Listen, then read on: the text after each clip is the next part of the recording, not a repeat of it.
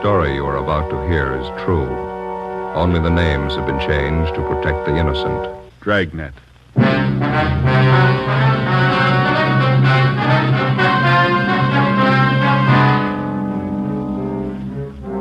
You're a detective sergeant. You're assigned a homicide detail. A woman is knifed to death in her home. The body bears the mark of inhuman attack. The killer escapes. Your job, get him.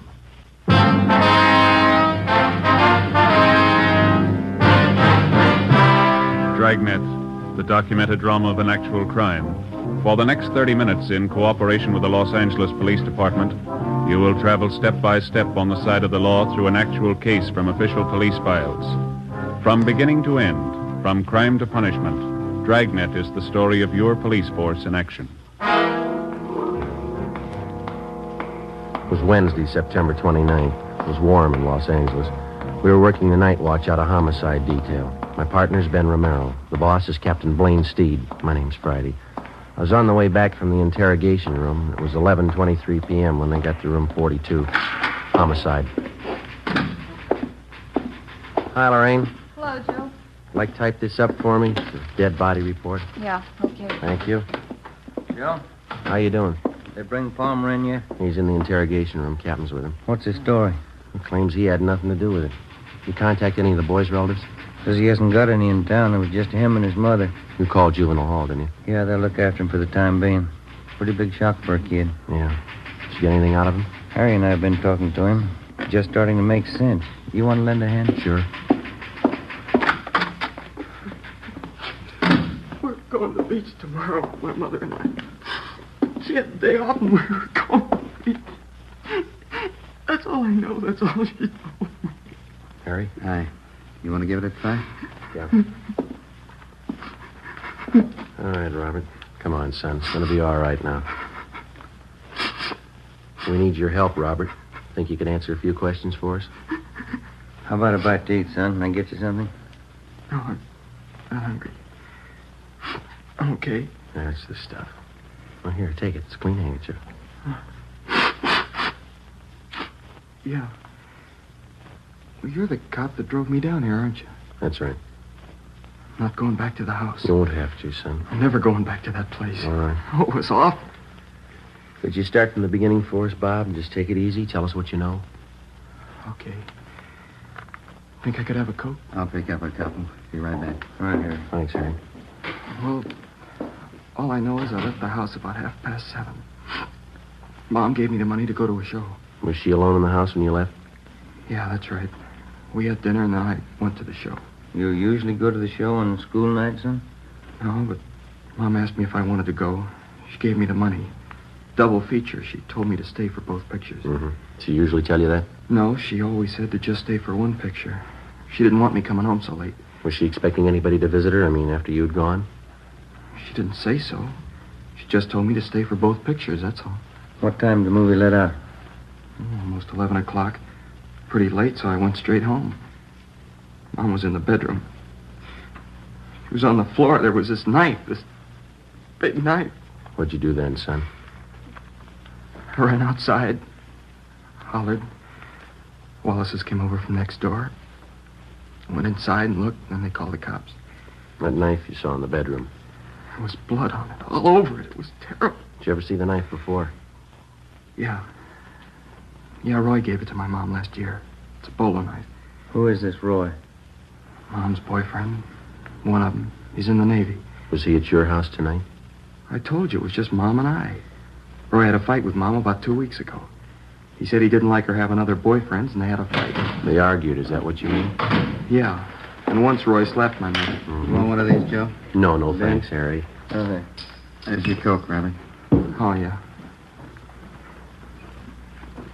Son, did you know most of your mother's friends? Most of them, yeah. Can you think of any of them who might have wanted to hurt your mother?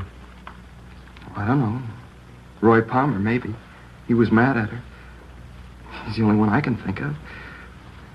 I don't know. I don't want to think about it anymore. All right, son. We won't bother you anymore tonight. Thanks a lot. Yeah.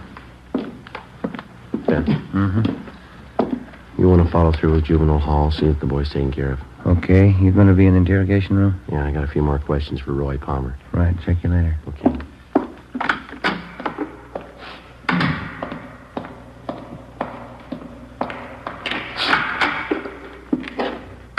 Crime lab back yet, Friday? No, not yet, Captain. Just talked with the Reynolds boy. Yeah? Can't believe anything that kid tells you. He's a liar. He hates me. You give him reason to hate you, Palmer? The kid's a liar, that's all. You were his mother's boyfriend. He says 2 weeks ago you had a fight with her that you slapped her. All right, I slapped her. That don't make it murder. I wasn't near that house last night, and I didn't kill her. We found your knife in her bag. Huh? A bolo knife, bone handle. That's not mine. I gave it to her a year ago for a present. Didn't even know she still had it. Look, why do you have to pick on me? Because you had a motive and you haven't got an alibi. What about all those bums you used to run around with? Why don't you ask them for alibis? When we find them, we'll ask them. Do you know any of them, Palmer? The other men that she went out with? How'd I know? The only time she ran around was when I was on sea duty. And how'd you know she was running around? Friends of mine. I saw her out with these guys. I get it. Interrogation room, Friday. Lee Jones, Joe. Just got back from the Dixon house. Anything? Off to a fast start. Leighton Prince checked the murder weapon, that knife. Dusted the handle. Yeah? Fingerprints, perfect set.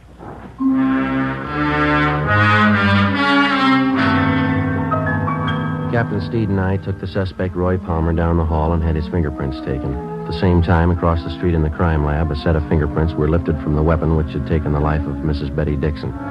The 2 sets of prints were checked and rechecked. They didn't match. Every object in the murder house was gone over for fingerprints and further evidence. Roy Palmer's fingerprints were on none of them. He was released pending further investigation. The only suspect in one of the most savage murders in the history of the city was free. The next morning, Captain Steed and I met with Chief Detective Thad Brown. How about the dead woman's son? You talk to him again? Well, Romero's with him now. He's taking down a list of all the people that his mother knew, friends, neighbors, everybody. No luck yet with a set of fingerprints? No, we've got no record on him. Checking them through Washington, we ought to get a kickback pretty soon. Set of prints and a piece of envelope. That's physical evidence, huh? Yeah, one of the top corners off an envelope. It had a postmark on it, Sonoma. Sonoma. Tie in with anything yet? No, not so far. Might turn up when we start checking the victim's friends. They posted the body this morning. I guess you saw this coroner's report. Yeah, I did. I don't have to tell you, you're not after an ordinary killer. 23 knife wounds. Revenge motive, maybe. Yeah. The reaction of the dead woman's neighbors, that's what's got me stopped. No one heard a thing? Mitchell and Didion are still covering the neighborhood. Haven't found anyone yet who saw or heard anything unusual. Well, I can't buy it. A woman isn't just cut down like that without some kind of a commotion. Besides, the homes in that neighborhood are fairly close together. Shouldn't take much to make yourself heard from one house to the other. No sign of robbery or burglary? No, according to the boy, the house is intact. Nobody touched anything.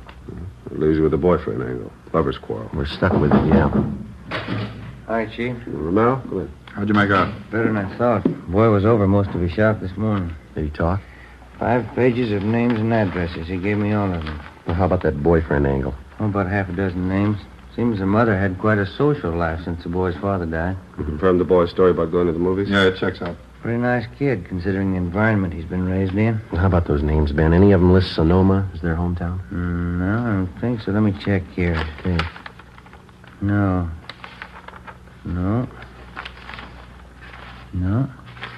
Huh? No, none of them. All right, you better start digging into that list. Postmark may tie in later. Meantime, you still have that set of fingerprints. No chance for a mistake there. When you reach the right man, those prints will connect him with the killing. That makes it simple for you. Prince will tell us who he is. You got only one answer to dig for. Yeah. Where he is. Thursday, September 30th, 11 a.m. We started checking the list of the murdered woman's friends through R&I for any possible criminal record. It's usually the case that a major crime rates headline space twice. When the crime is committed, when the criminal is apprehended.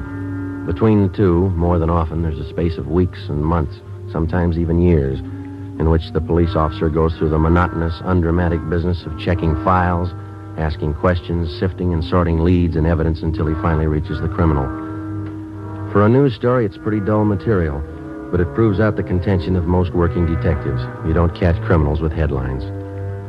Monday, October 4th. We checked with a Miss Lucille Dana, a counter clerk at a little market out on Crenshaw. It's a terrible thing. I've been away on my vacation. Heard about it when I got home yesterday. You were pretty good friends with Betty Dixon. That right, Miss Dana? Yeah, pretty close. Oh, excuse me a minute. I'll take care of this customer. Yeah, all right. Is everything, sir? No, 2 bags of jelly beans, please. All right. Okay, that's all. Oh, that's 19. 87. 9. 87. This is not marked. Just a minute. Tommy? Yeah, Number 2 corned beef. How much? just a minute. 67. Thanks.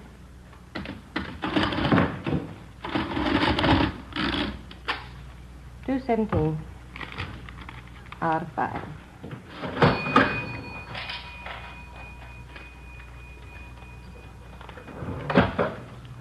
$2.17, $2.20, $25, $50, $3, $4, $5.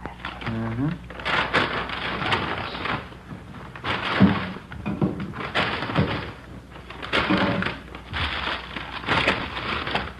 Thank you. Okay. I just can't get over it, Sergeant. Poor Betty. We understand that you used to go out with the Dixon woman, Miss Dana. Do you know most of her close friends? Well, most of her men friends. We used to double date a lot together. Mm-hmm. I wonder if you'd take a look at this list of names that we have here. All right. Let's see. Mm-hmm. Now, does that about cover all her boyfriends, all that you knew of anyway? Yeah, I think so. Let's see. Tony Morse, Galbraith, Al O'Neill. You don't have Floyd down here. Who was that? Floyd who? I never did know what his last name was. He used to take both of us out, Betty and I. Seemed to like her quite a bit. When's the last time she was out with him, do you know? Oh, 5 or 6 months ago at least. Kind of strange. How do you mean? Floyd. Jealous, you know. Hot temper. Said he was Spanish, but he had a light complexion. Oh, excuse me, please. Sure. Yes, sir? A pack of that mint gum and some lighter flints, please. Yes, sir. 25. Thank you. All right.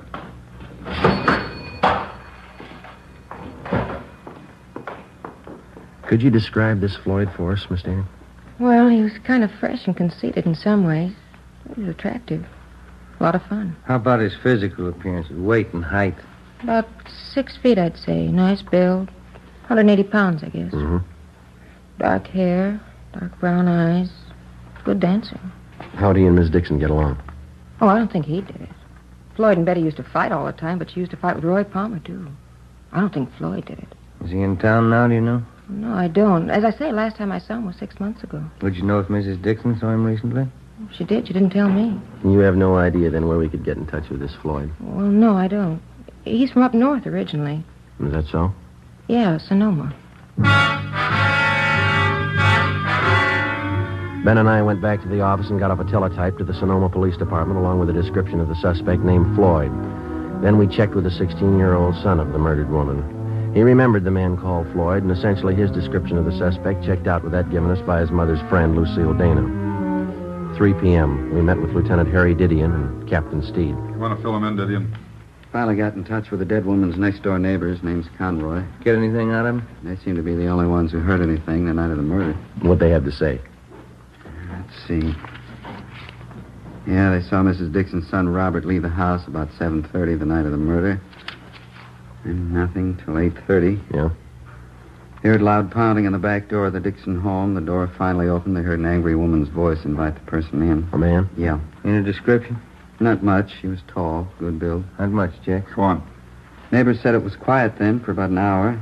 And they heard a woman crying, said it sounded like Mrs. Dixon. They make out any of the conversation? I got it right here. Yeah.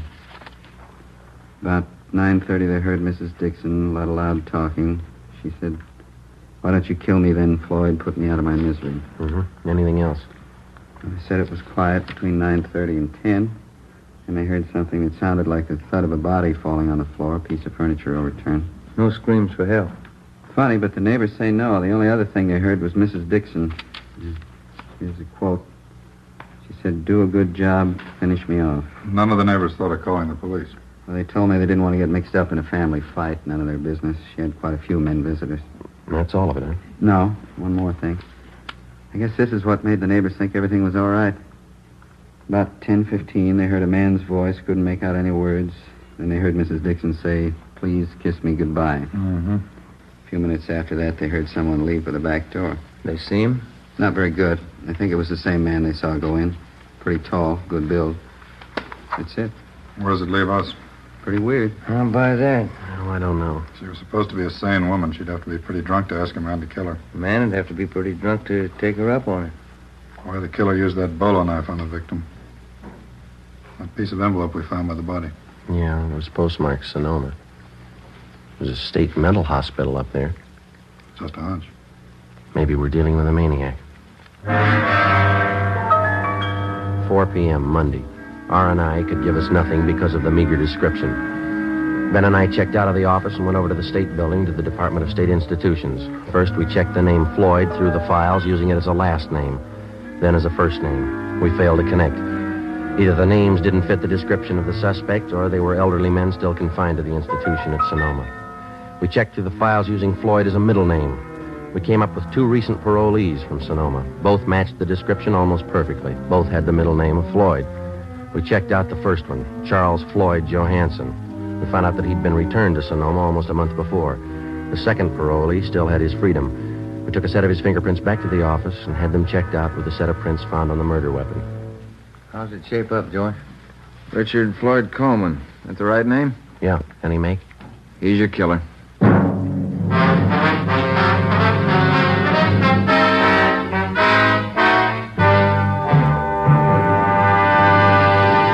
You are listening to Dragnet, the case history of a police investigation presented in the public interest by Fatima Cigarettes.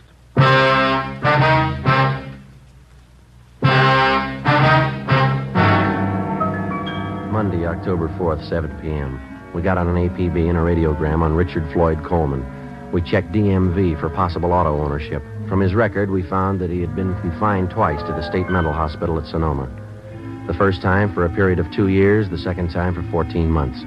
Hospital files showed us that on both occasions he had been committed by his older sister, Evelyn Coleman, his only living relative. Her address was listed as 5640 Upper Terrace, an apartment court in the East Wilshire district. We drove out to question her. In one of her apartment windows was a hand-lettered sign, seamstress, dresses made to order, Evelyn Marie Coleman.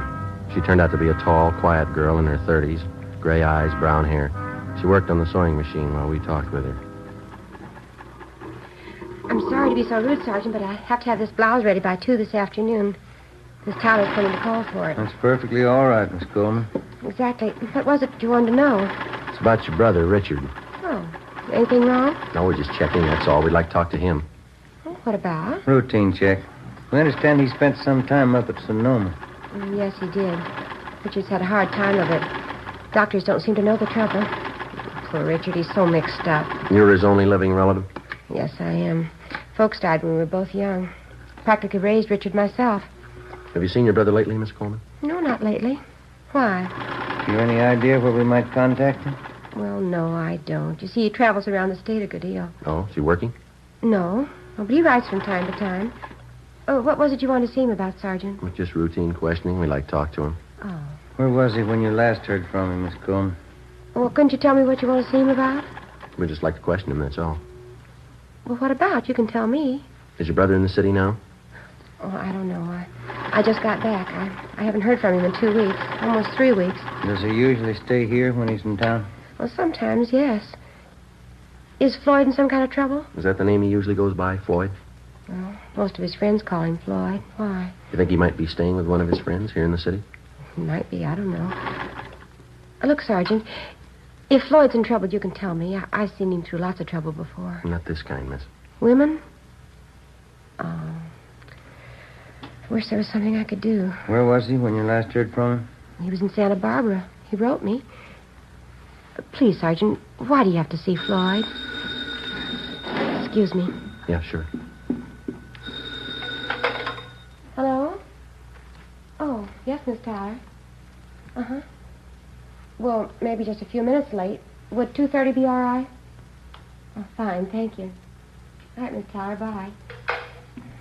I'll have to hurry. Mrs. Tyler's blouse. Sure, you go right ahead.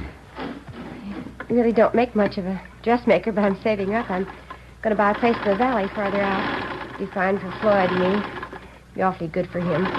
Floyd has to get away from excitement. He's awfully nervous. Say, Miss Coleman.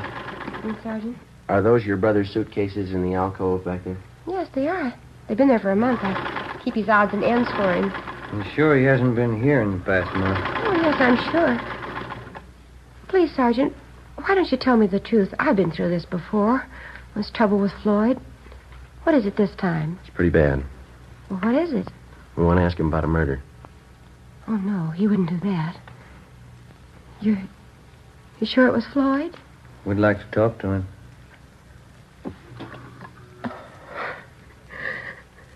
Floyd. Floyd. It didn't have to happen. I was going to buy a place in the valley. Floyd would have liked it there. I was going to take care of him out in the valley. Do you have any idea where we could find him, Miss Coleman? No, I don't. I don't know where he is. Santa Barbara, that's the last I heard. I've been worried about him. If he was in the city, would he come here to stay, ma'am? Well, he did before, yes, but I don't know about now. Does he have a car? No, not that I know of. No, I don't know what he's living on. He doesn't have any money. Who was the woman? Oh, Mrs. Dixon. Seems to know your brother pretty well. Oh, boy. You better grab that, Ben. Yeah, all right. Hello. Yes. That's all right. Thank you. Yeah. Mrs. Tyler, she'll pick up her blouse tomorrow.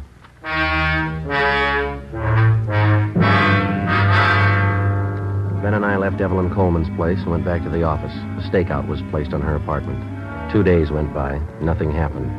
Despite the fact that the suspect's sister had promised to cooperate fully with us in locating her brother, a team of men was assigned to follow her wherever she went as insurance against any possible slip-up. As far as we were concerned, no precaution was out of reason. A maniac was on the loose in the city, the same maniac who had murdered the Dixon woman. He'd done it once, and if the urge was there, he'd do it again. We sweated out the next 3 days. On the afternoon of the 6th day, we got an urgent call from one of the parole officers in the State Institutions Department, a Miss Gertrude Vaughn. Ben and I went over and checked with her. Call came in about 20 minutes ago, Sergeant. Man's voice. What do you have to say? He wanted to talk to me about the Betty Dixon case. Seemed nervous. You say you knew anything about it? I didn't want to frighten him off asking too many questions. I got the idea he had something he wanted to get off his mind. Well, did he mention anything specific? I mean, names, places, anything like that? No, but I got the impression he knew quite a bit about the case. What else? He promised he'd be here by 4 o'clock. Said he'd be ready to talk. Mm-hmm. Well, it's 2:45 now. All right, Ben. Okay. Pull up a chair. We waited. 3:15, 3:30, 3:45. No sign of the anonymous caller. 4 p.m. Still no sign. We waited. At 4:30, the office door opened and a tall, thin girl with brown hair came in and walked straight toward the desk of Parole Officer Gertrude Vaughn. We saw Miss Vaughn motion the girl across the room toward us. It was Evelyn Coleman. Sergeant. Miss Coleman? How are you? I know where Floyd is. I'll take you to him. 4:35 p.m. Ben and I left the state building with Evelyn Coleman, got in our car, and drove north across the city, according to her directions, until we got on Highway 66. We continued driving north out of the city. Evelyn Coleman sat quiet in the back seat, looking at her hands folded in her lap. Except for directions, she said nothing. Approximately 3 miles out of the city, she directed us off onto a county highway.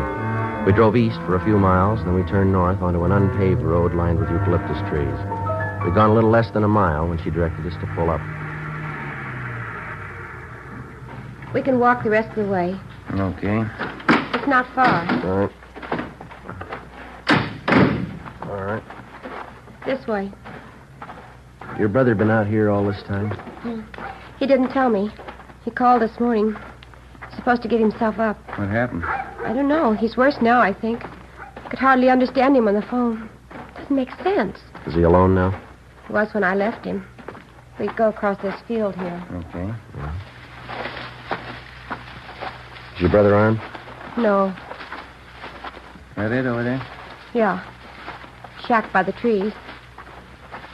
You'll see he's treated right. Yes, ma'am. We'll see to it.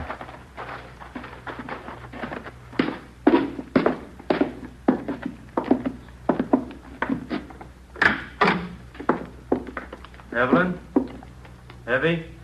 I brought them in, Floyd. They'll take you back. I'm Richard Floyd Coleman. I want to tell you I killed Betty Dixon. All right, Ben. I wanted to marry her. She didn't want it. She dared me to kill her. I grabbed the knife. We can talk about it later, huh? She was lying on the floor. She said, "Kiss me goodbye." I held on to her. She seemed to go to sleep. We have to go, Floyd. You tell him, Evie, I loved her. You tell him that. Yeah, I will.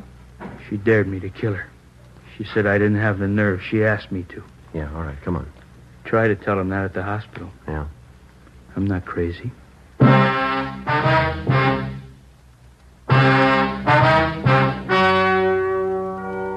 story you have just heard was true. Only the names were changed to protect the innocent.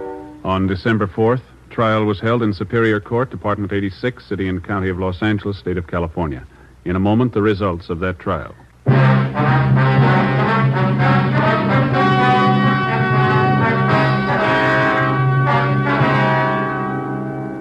Richard Floyd Coleman was examined by 6 psychiatrists appointed by the court and was found to be criminally insane. He was committed to the state mental hospital at Mendocino for an indefinite period of time. You have just heard Dragnet, a series of authentic cases from official files. Technical advice for Dragnet comes from the Office of Chief of Police W.A. Wharton, Los Angeles Police Department. Fatima Cigarettes, the best of all long cigarettes, has brought you Dragnet from Los Angeles. Sarah Berner is delightful in Sarah's Private Caper, next on NBC.